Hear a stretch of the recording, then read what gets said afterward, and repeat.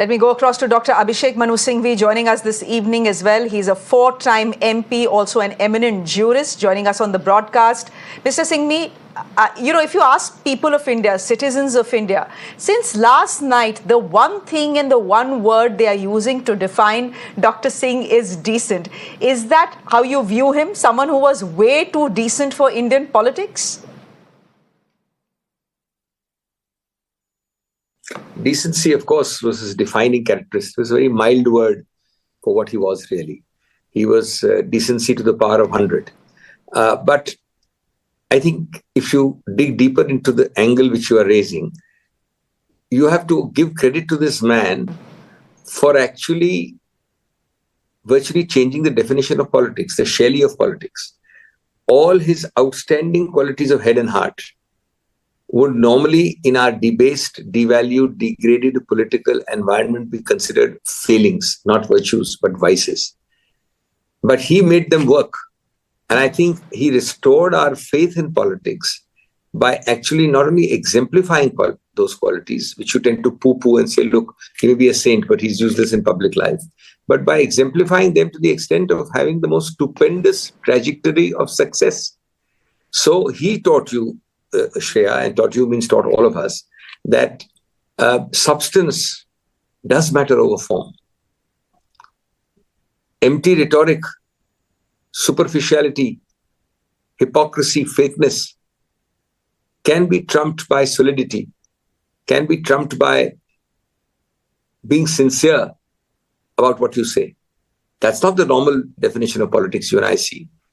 He did teach us that without being a populist politician, being unelectable, people do realize when you're trying to do good for the country, not even his worst enemies would point a finger as integrity. He teaches you that incorruptibility can be a 20, 30-year, 40-year guidepost in public life as it has been for him. Now, these are not things which you can take for granted because you take the exact obverse and opposite of all these to be success qualities in politics. So here's a man, in that sense, I believe, almost unbelievably redefined politics. Frankly, all these qualities in one person would make sure that he'd fail. Was he then terribly upset, Mr. Singhvi, when he was named in the coal scam? I had the privilege or the bad opportunity of being in the room with him when this happened, and he consulted me, and I assured him, and I can speak with a sense of confidence, I told him that there is nothing worth the name in this case against you. It's a kind of a vicarious automatic thing put because you were coal minister during some period of that time as prime minister. But he was the most honorable man in politics I have seen, Shreya. And it is that which you must realize hurt him the most. So he said, look, I have not even dreamt of anything wrong here.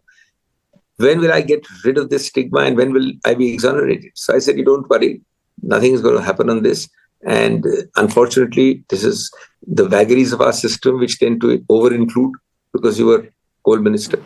But he was a man who would not be today satisfied wherever he is resting in peace without an actual exoneration, because in our criminal law system, death exonerates. The matter lapses after death in criminal law. But that's not the exoneration an honorable man like Manmohan Singh would be happy with. I don't think his worst enemy could credit him with any illegality, even if he tried, quite frankly.